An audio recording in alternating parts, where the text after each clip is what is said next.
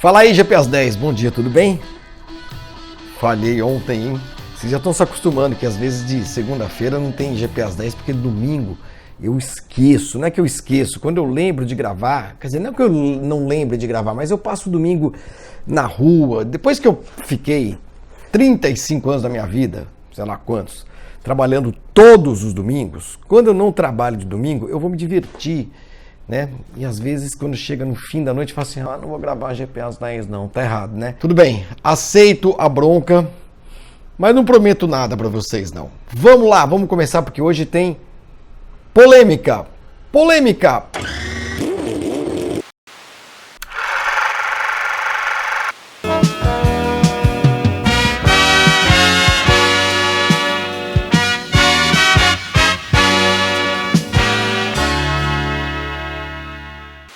Parece que virou é meme que fala? Não sei se é isso, mas enfim, que foi a modinha de ontem no Twitter, não é isso? 5 opiniões polêmicas sobre alguma coisa. O pessoal do Grande Prêmio até colocou no Twitter para que as pessoas dessem 5 opiniões polêmicas sobre Fórmula 1. Bacana, gostei dessa ideia e resolvi embarcar nela. E então eu vou dar hoje 5 opiniões polêmicas sobre Ayrton Senna. Ayrton Senna dá muita audiência, eu tenho certeza que vocês vão bombar este vídeo para me xingar, para não sei o quê. Mas gente, se for para falar, ficar no lugar comum, é polêmica. Então polêmica é polêmica e me perdoem. Então eu separei 5 polêmicas, 5 opiniões polêmicas que eu tenho a respeito de algumas verdades absolutas sobre o Ayrton Senna, sobre a carreira dele e tudo mais, que, enfim, foram disseminadas. Eu estou aqui desenrolando o cabo do meu microfone, que é meio zoado. 5 opiniões polêmicas sobre verdades absolutas que se contam a respeito do Senna nesses últimos anos, principalmente, depois da morte dele. Gente, depois da morte do Senna, tudo que ele fez parece que foi espetacular, maravilhoso. O Senna fez muitas coisas espetaculares, maravilhosas, entre elas os seus 3 títulos mundiais. O cara que era um monstro em treino de classificação, corridas maravilhosas e tudo mais. Só que tem muita coisa que se conta a respeito do Senna que carece de fundamento mesmo, né? Que ficou muito no campo da exaltação, mais do que qualquer outra coisa. E eu vou começar com o Grande Prêmio do Brasil de 1991, a primeira vitória do Senna em Interlagos. Essa corrida, vocês estão vendo aí a foto, a imagem dele levantando o troféu no pódio com muita dificuldade e tudo mais. Porque o que entrou para a história, o que ficou para a história, especialmente entre os cenistas, quando eles falam das grandes façanhas do Senna. Ninguém ganhou uma corrida só com uma marcha que nem o Ayrton. Então vamos à verdade dos fatos. O Senna não ganhou a corrida com uma marcha do jeito que as pessoas falam, como se ele tivesse disputado o Grande Prêmio do Brasil inteiro com apenas uma marcha. Gente, claro que não foi isso, né? O Senna teve problemas de câmbio ao longo da corrida, mas foi só nas últimas 7 voltas que ele ficou efetivamente apenas com a 6ª marcha, né? Isso não é exatamente uma mega dificuldade. Ele não teve de carregar o carro nas costas, botar o carro nos ombros e sair carregando pelos 4.300 e poucos metros de Interlagos. Na época eram 4.325, hoje são 4.309, depois das novas medições, etc, etc e tal. De fato, ele ficou apenas com a 6ª marcha, mas como eu disse, nas últimas 7 voltas, sendo que, quando isso aconteceu, na 60ª volta, o Nigel Mansell era o segundo colocado com o carraço da Williams, carro espetacular, que seria mais espetacular ainda no ano seguinte, quando o Mansell ganharia o campeonato. Mas já era uma Williams muito boa. De qualquer maneira, o Senna tinha, para o Mansell, quando o Mansell rodou na volta 60, 18,8 segundos de vantagem. O Senna estava guiando muito, aquela condição de chuva, tal, não sei o que lá. E aí, o que aconteceu?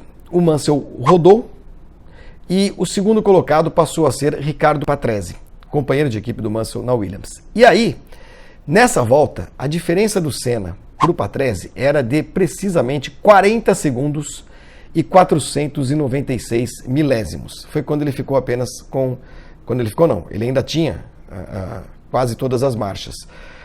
Consta que ele tinha perdido a terceira e a quinta, mas aí não era realmente um grande problema. Quando você, em Interlagos,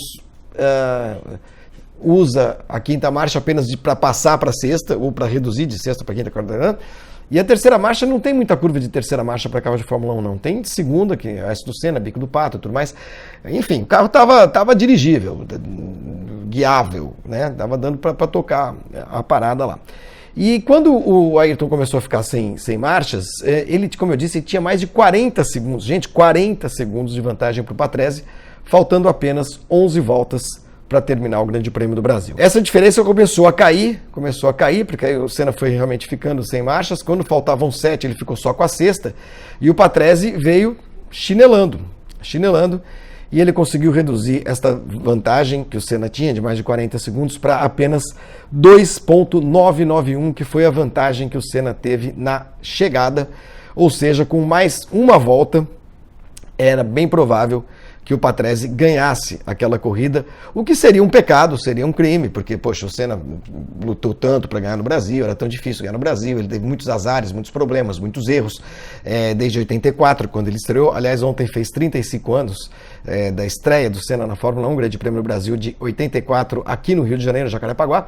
E aí ele, puxa vida, seria realmente uma tristeza muito grande diante do seu público e tudo mais, perder aquela corrida depois de construir uma vantagem tão grande em relação ao segundo colocado, em função da sua grande habilidade na chuva e do carrão que a McLaren também tinha. Aquele carro seria campeão do mundo naquele ano, né? Mas, então, a primeira opinião polêmica que eu vou emitir aqui é a seguinte: não foi assim a maior façanha de todos os tempos que o Senna perpetrou, que o Senna cometeu. Aliás, para mim, a grande façanha do Senna, a grande corrida do Senna em todos os tempos, foi o Grande Prêmio do Japão de 88, porque era uma decisão de título, né? E ele teve problema na largada, caiu lá para 16º e tudo mais, e veio jantando todo mundo, acabou ganhando a corrida, foi espetacular. Mas a minha primeira opinião polêmica é essa: não precisava aquele drama todo para levantar o troféu, não sei o que, gente. Com uma marcha só, o que você faz? Você acelera o carro e vai virando. Às vezes ele fica xoxo.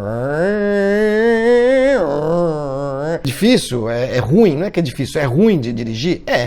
Né? Mas também, como eu disse, ele não precisou descer do carro com uma corda e rebocar o carro a pé até a linha de chegada. Primeira polêmica minha, então, não foi tudo isso que as pessoas dizem, no sentido de não ter sido uma epopeia, um sofrimento, etc. e tal. Muito bem. Grande Prêmio do Brasil ainda, segunda opinião polêmica, 1990, o acidente com Satoru Nakajima, na volta, eu anotei aqui, de número 41.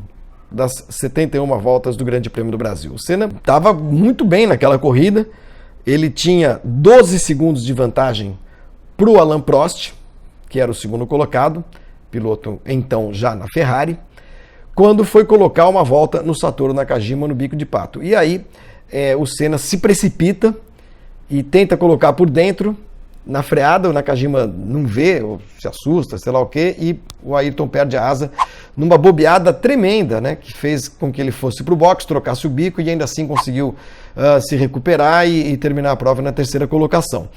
Se recuperar a ponto de ir ao pódio, claro, mas não se recuperar o bastante para ganhar a corrida. Ah, mas aquilo lá foi uma culpa do Nakajima, o Nakajima tinha que ser preso, detido pelo Romeu Tuma. Não, gente, não. Geralmente, quando um piloto está muito na frente do segundo colocado e vai colocar a volta no retardatário e tem um carro tão melhor que o seu adversário, no caso da McLaren, em relação à Tyrrell do Nakajima, é claro que o Senna se precipitou ao tentar fazer aquilo, passar o Nakajima naquele ponto de Interlagos, que é um ponto horrível, né? Quem já dirigiu Interlagos, quem pilotou lá, sabe que o bico de pato é muito traiçoeiro, muito tinhoso. Quer dizer, faz o bico de pato atrás, desce a junção, na freada da junção, coloca por dentro, sobe e vai embora. Mas o Senna realmente se precipitou, cometeu um erro, e o Nakajima foi vilanizado, pobre coitado, foi demonizado por todo um país por ter tirado a vitória do nosso Ayrton Senna. Bobagem, o Senna errou naquela ocasião. Segunda opinião polêmica para aqueles que acham que o Nakajima tinha de ser degolado com uma adaga, sei lá, com uma espada. Terceira opinião polêmica. A melhor primeira volta de todos os tempos da história da Fórmula 1 foi de Ayrton Senna no Grande Prêmio da Europa em Donington Park, 1993. Não foi. A primeira volta espetacular daquela corrida, mas realmente espetacular, foi de um cara chamado Rubens Barrichello. O Rubinho estava em 12º no grid, o Senna estava em quarto, tá? O Senna estava em quarto, foi ultrapassado pelo Wendlinger, aí ganhou a posição do Wendlinger, do Schumacher, depois do Damon Hill e depois do Alain Prost e fechou a primeira volta em primeiro lugar. Claro que foi espetacular a primeira volta do Senna, aquele traçado de kart e tal, não sei o que lá, lutando pela ponta, é o que todo mundo viu. Só que pouca gente viu o Rubinho sair de 12º e fechar a primeira volta em quarto. Se o Senna ganhou de quarto para primeiro, 3 posições, ok, fez a ultrapassagem no Wendlinger, mas ele tinha sido ultrapassado, Wendlinger da Sauber, o Rubinho ganhou 8 posições. De Jordan, na chuva, o Rubinho era muito bom de chuva, sempre foi um pilotaço na chuva, no piso molhado.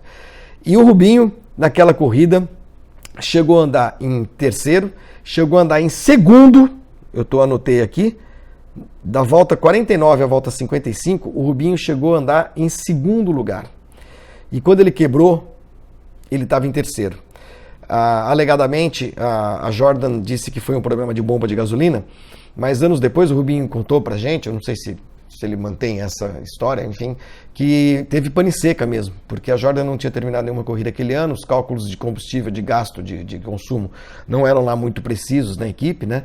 E aí ele ficou sem gasolina e acabou abandonando, foi uma judiação, porque o Rubinho tinha chance, sim, de chegar ao pódio, ou pelo menos em quarto lugar naquela corrida, que seria um resultado excepcional para um piloto que estava na sua estreia, né? No seu ano de estreia na Fórmula 1. Então, primeira volta, boa mesmo, boa, foi a do Rubinho.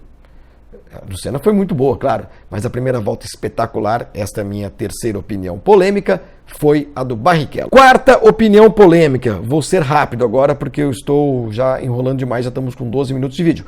A quarta opinião polêmica, Senna versus Schumacher. Esse Schumacher só foi campeão porque correu contra ninguém. Puxa vida, mas o Senna sim que era bom, correu contra o Prost, o Mansell, o Piquet. Então o que a gente faz? Pega e faz um levantamento de quando Senna e Schumacher correram juntos. O Senna e o Schumacher foram contemporâneos. Disputaram 6 corridas no mesmo grid. Em 1991, o Schumacher estreou no Grande Prêmio da Bélgica, na Jordan, depois ele foi para Benetton. Disputaram as temporadas inteiras de 92 e 93 e as 3 primeiras corridas de 94, né, quando a carreira do Senna foi tragicamente encerrada, interrompida com o acidente de Imola e a sua morte no Grande Prêmio de San Marino. Mas nesse período todo, vejam vocês, de 91 a 94, tá? Vou pegar todas as corridas em que eles largaram no mesmo grid. O Senna, em grid de largada, realmente foi muito melhor do que o Schumacher. Ele largou na frente do Schumacher 31 vezes contra 10 do piloto alemão, que ficou à frente do Senna no grid em 10 oportunidades. 31-10, ok. Vitória do Senna. Em resultados, eu vou considerar todas as classificações, tá? Todas as classificações de todas essas corridas, essas 41 corridas. O Senna chegou na frente em 21 e o Schumacher em 20. Senna chegou na frente do Schumacher 21 vezes e o Schumacher chegou à frente do Senna 20 vezes. Estou considerando, inclusive, as corridas que os dois não terminaram, mas quando você olha a classificação final, o Senna pode ter ficado na frente em algumas e o Schumacher ter ficado à frente em outras. Então há um grande equilíbrio aí, não é? Em vitórias, nessas 41 corridas, o Senna realmente foi muito melhor. 10 vitórias contra 5 do Schumacher nesse mesmo período, né? Mas não nos esqueçamos que nas únicas 2 temporadas que os dois correram juntos, 92 e 93, em 92 o Schumacher terminou o campeonato à frente do piloto brasileiro. Em 92 ele foi terceiro colocado, o Senna foi quarto. 53 pontos para o alemão, 50 para o Senna. Em 93 o Senna chegou na frente, foi segundo e o Schumacher foi quarto. 73-52. O Senna então leva vantagem. Então, resumindo, nos 2 únicos campeonatos em que eles dividiram tudo integralmente, houve um equilíbrio. Né? Integralmente, que eu digo assim, disputaram todas as etapas, de 92 e 93. Há um equilíbrio. Então dizer que o Schumacher não correu contra ninguém é uma sacanagem, inclusive com o Senna. Porque o Schumacher correu contra o Senna. nessas duas temporadas inteiras, parte de 91 e parte de 94. E em muitas oportunidades o Schumacher foi melhor do que o Senna, chegou na frente dele, em outras ele perdeu, mas não se deve dizer, eu acho que é injusto dizer também, injusto com o Senna e injusto muito com o Schumacher, dizer que o Schumacher correu a carreira dele inteira contra ninguém. Isso não é verdade, porque o começo da carreira do Schumacher foi contra todas essas feras, né? Contra o Mansell estava lá, o Prost estava lá, o Senna estava lá, o Piquet estava lá, enfim, correu contra essa turma toda, não se impôs no começo, era o comecinho de carreira, e depois ele se impôs de uma maneira incrível, conquistando 7 títulos mundiais. E a última polêmica, minha última opinião polêmica, é Senna versus Prost em Suzuka 1989. O Prost jogou o carro em cima do Senna, bateram, maldoso, o Balestre desclassificou o Senna, a França. Gente, que choradeira. Se vocês olharem os dois acidentes de 89 e de 90, em 89 nós tivemos um acidente típico daquela chicane de Suzuka, em que o piloto que está na frente defende a sua posição. Ele não jogou o carro em cima do Senna. Ele tentou evitar a ultrapassagem. Na freada, ele fez a curva e pegou o Senna. Em 90, sim, o Senna deixou bater. Mas foi de propósito mesmo, porque ele tinha que se vingar. Essa conversinha da vingança, para mim, não cola, não cola. O Senna realmente deixou bater, enquanto que o Prost, no ano anterior, tentou se defender. Há uma diferença muito grande entre essas duas manobras. O Senna não bateu no Prost em 90 para tentar defender a sua posição. Ele já estava atrás. Ele simplesmente não fez a curva. Foi lá e ele disse isso que ia fazer mesmo e tal, porque estava bravo, porque não mudaram a posição do grid, blá, blá, blá, blá, blá. O Prost vai ter sempre a desculpa, a explicação, a justificativa de que estava defendendo a sua posição, né? Estava à frente, inclusive, na chicane, quando ele foi fazer a primeira perna para a direita e houve o toque com o Ayrton Senna. Aí é uma questão de cada um achar o que bem entender, mas há um fato que não pode ser negado, que é Prost defendia a posição em 89, enquanto que o Senna não defendia nada. Ele simplesmente jogou o carro em cima do Prost em 90, uma manobra muito perigosa e que é muito criticada por todo mundo que conhece Fórmula 1, que entende de Fórmula 1 e tudo mais. Esqueçam essa coisa subjetiva da vingança, ainda mais nesse Brasil de hoje, que todo mundo, né, olho por olho, tem que matar mesmo, tem que pegar, pem. Não é assim, a vida não é assim, né? Não foi nada bonito o que o Senna fez. Mas o que o Prost fez foi bonito? Então também não foi bonito, mas eu digo de novo, não foi jogar o carro sobre um adversário para tirá-lo da corrida. Foi defender a posição do jeito que ele achava que devia defender. Não sei nem se... Talvez se não tivesse feito aquilo, o Senna passasse mais para frente, mais provável, porque estava muito rápido naquela corrida. Ele foi otimista, achou que, não, eu vou botar o carro aqui e tal. Algo que ele repetiu com o Nannini, mas aí era o Nannini, não era o Prost, e não tinha um título em jogo, né? Então é isso, são essas as minhas 5 polêmicas opiniões. Gente, já tem quase 20 minutos esse vídeo.